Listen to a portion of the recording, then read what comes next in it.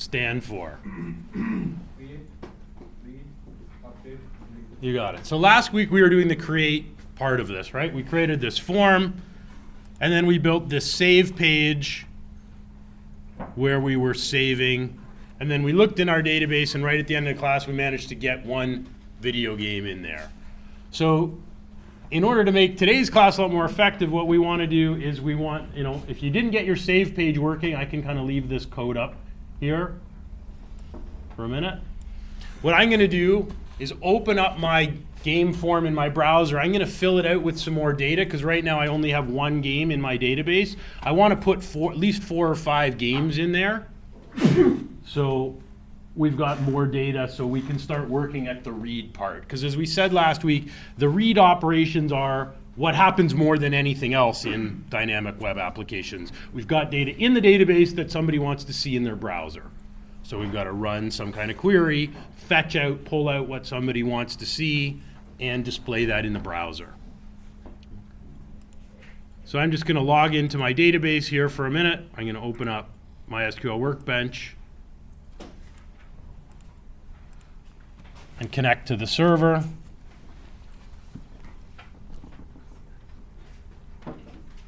So I'll just click on my Dreamhost connection, which should log me in automatically.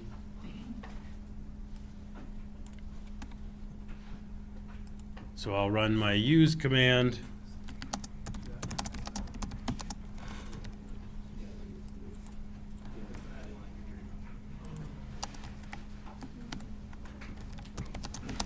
So if I just run a simple query on my games table, this was the game we added in last week at the end of class. So what I want to do is use the web page we built last week to add some more records in here. I could just run the SQL script here, but we built the web page, so I don't have to type the SQL commands. So I may as well use my web form and save page for adding new data in here.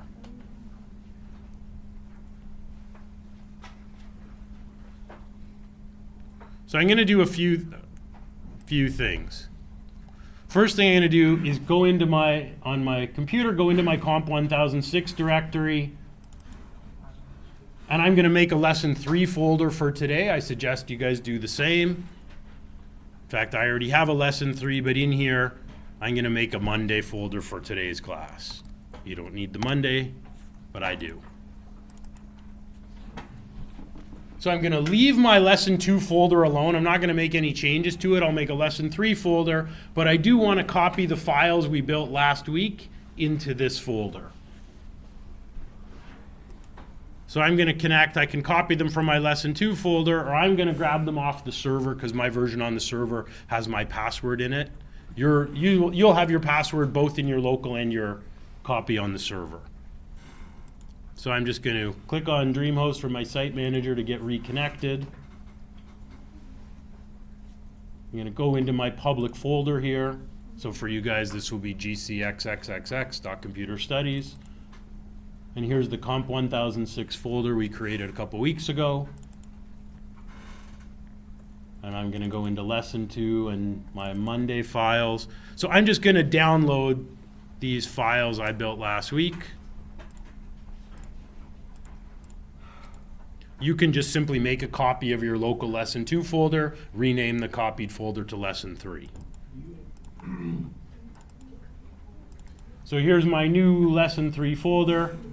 I don't really need the connect page. I just need game and save game.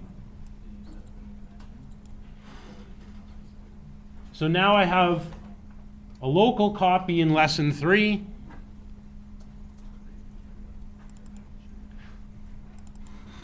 And now on the server, I'm also going to make a new lesson 3 folder on the server. And I'll go in there. I'm going to make a Monday folder, which I need, but you guys do not. And then I'm just going to copy these files. So now I have game and save game in a lesson 3 folder on my laptop. I also have them in a lesson 3 folder on the server. So now I should be able to load them in my browser. if I just go now to lesson 3, it's an exact copy of what I had last week.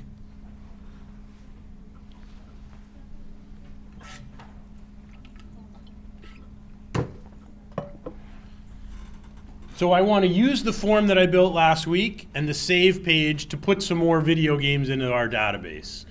So what other games do we want to add in here? What's a game somebody else likes to play? Super Mario World. All right. So we may have to look that up online. Any idea what the age limit is? All ages, so 0, I guess. Okay. 1990. Yep. And the size?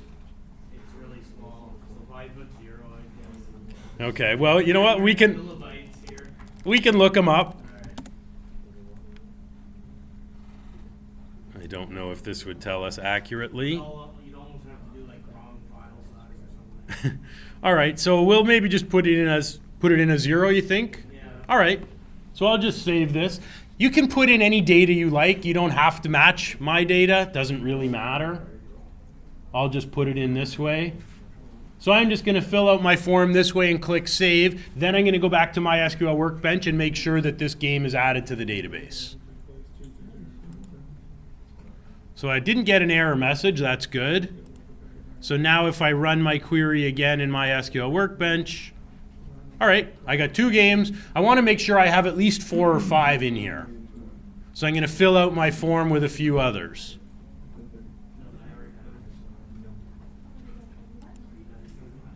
So if I just click back and load my form again, and anybody else suggest another game I can put in?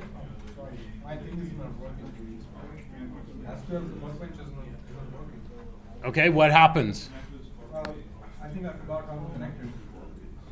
Okay, if you forgot how to connect it, inside of links and resources, the first item here, the second item is how to connect to the web server, and the third item is how to connect to Dreamhost to the MySQL server.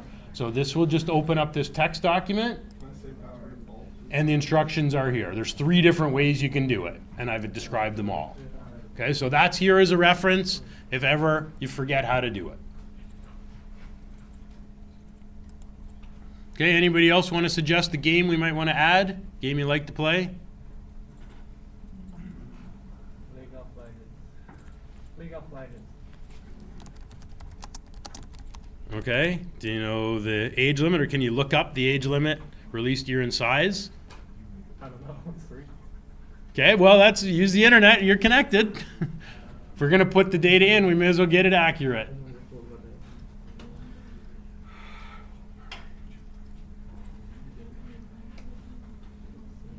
Says 13. 13. Okay, release date in just the year. I don't know.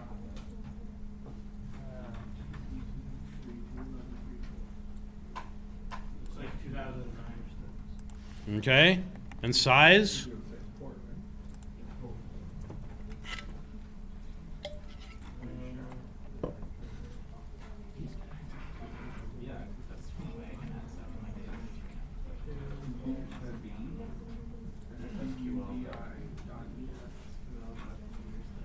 Someone says 7.5 gigabytes. All right, we'll go with that.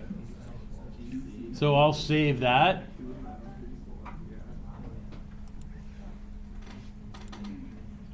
I'll check my database again now.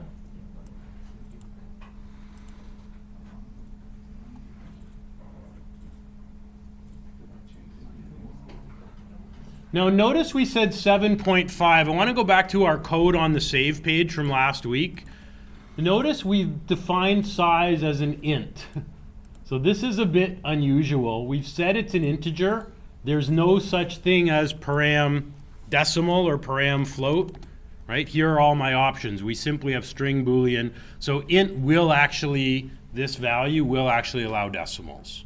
Okay? There's no param float or decimal here. Okay? So it does capture the 0.5 when we save that. Okay, maybe I want to put in 1 or 2 more games. Anybody else? Can anybody suggest a game we can put in there? Anything else you spend your time playing? Okay, and what would the other field values be? Okay. Do we know the year? Or can you look it up quickly?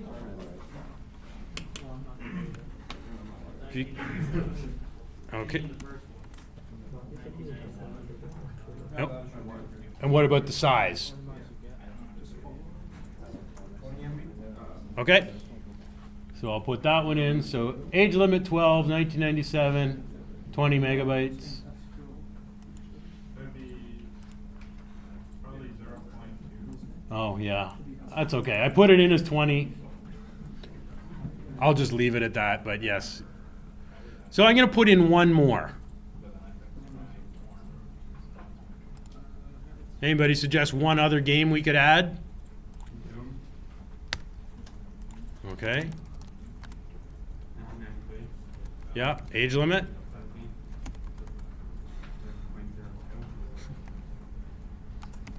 Okay. All right, that's good. Then we'll have 5 records in our database.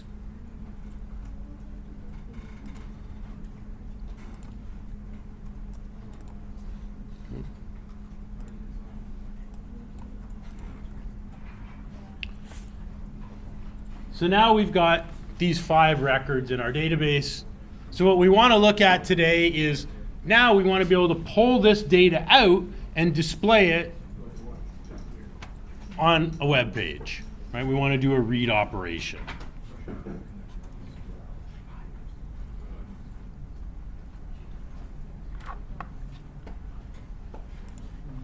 So I'm just going to pull up last week's folder for a minute.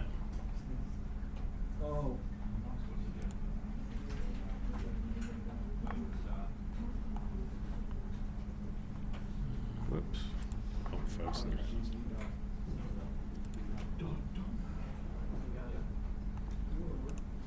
So last week we were following this process, right? We created our empty games table in the database. We built our game.php page, which is this page, which was our form. And then we built the save game page where we took all the form inputs, we put them into variables, we connected to the database, we set up our SQL query, we saved our data, and we disconnected. Right? So this page did most of the work. So this is really one-way traffic, right? From the end user in the browser, sending information into the database, but nothing's coming back. It all just goes from the browser to the server and the process ends. What we're doing today is a two-way process. So with our two-way process, it looks like this. We have a page that's requesting some kind of information from our database. So we have to connect. We've got to tell the database what information we want. The database will send or fetch the data back, and then we have to display it, and we also have to decide what HTML tags we want to use in order to format that data. Right? So most of our dynamic pages that we look at every day, so here's a dynamic page right here. Right? Virtually all of the content on this page, so the title comes out, and the title's formatted in large, bold, italic text up here. Right? The text isn't just printed out with no formatting. And then we've got the content, the links, pictures, all of this stuff is coming out of the Wikipedia database and formatted with HTML. If we go here,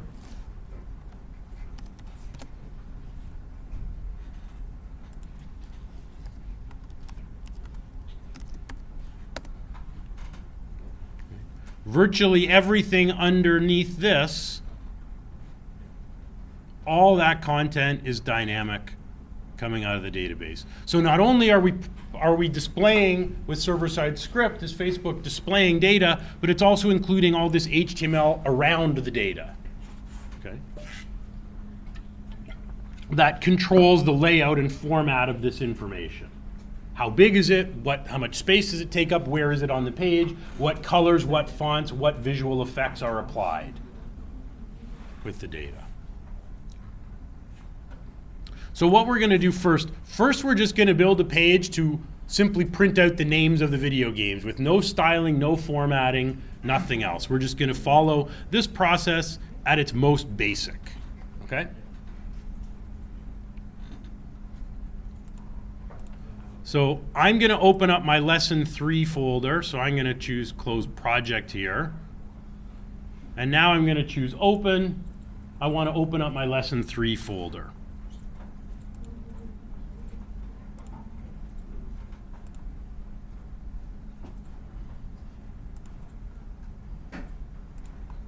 Which on my computer is way, way, way down here. So here's my lesson 3 folder. I've got my game form with our HTML input form, and I have my save page. So these are just exact copies from last week. You're getting a connection error? Okay. Hang on just a second. So we're creating a new file for today, calling it game-names. I'm going to take out the code that's here and just put in my standard HTML tags.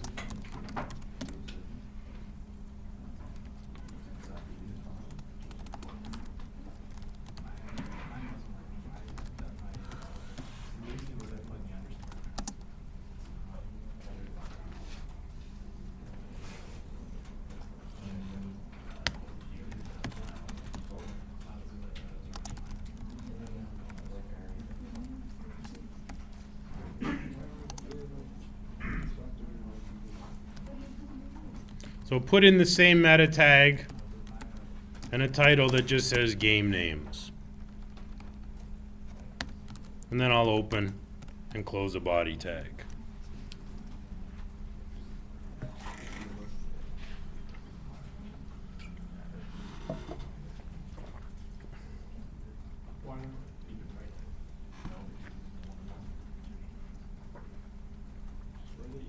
So now we're going to need some PHP code that can go into the database, fetch out the list of names, and print them on the screen.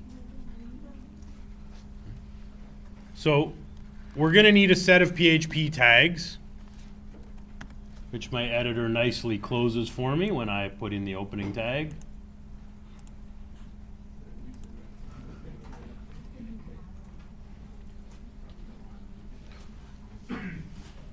So we'll plan out the steps. We'll basically write all the comments on this page, and then we'll write the code after. So what is the first thing that we're going to need to do in order for this page to be able to show the game titles from the database? Yeah, so the first thing is going to be connect. So if connect is the first thing, what's the last thing we're going to wind up doing? Yeah, we'll close that connection when we're done. So we'll put in those comments. Okay, so we're connecting to the database, and at some point we're disconnecting. We'll need to do a few things in between while our connection is open. So step 1 gets our PHP page talking to our MySQL database. What should we do after we connect? How are we going to tell the database what information we actually want to see? Okay, so we'll write the SQL select query to get the data we want.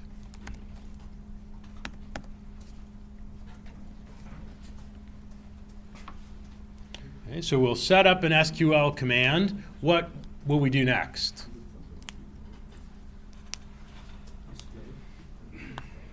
We will display, but not quite yet. I'll just put that on there. So we're going to write the command. Yeah, then we're going to execute the query and store the results. Okay? So we'll create an array that will hold all of the results that we get back. Right? We might get 1. We don't know, because when someone loads this page, we have no way of knowing how many records are in there. We just want to show them everything. Just like when you click on someone's Facebook profile, you don't know how many posts are going to show up. There might be 1, there might be 1,000. Whatever's in there, we're going to pull out. So in this case, I've got 5 records in my table. So I'm going to get 5 records coming back. So what will we need to do in order to display them? Yeah, we're going to, so we'll loop through the results, and then within that loop, we'll then display each game. So this process that we're going to do, every single PHP page that selects data from a database and does a read operation, this is what it's doing. So this could be on Amazon, a product detail page. On Facebook, this could be a profile. On Globe and Mail, this could be a news article. Doesn't matter. We go through these exact same steps every single time. In fact, it really doesn't matter if we're using PHP or we're using some other server-side scripting language. This is the process. Connect, write our query and get our results, store them in memory, loop through those results and print them out on the page. Okay? So how does this work in another, I'll show you, we looked at this site I think briefly last week. So on this site, there's actually 3 different queries, 3 different SQL queries, and 3 different loops that are outputting content dynamically. What content is coming out dynamically and being displayed in a loop? Right, so here's one, right? These are the properties that they're currently featuring for sale.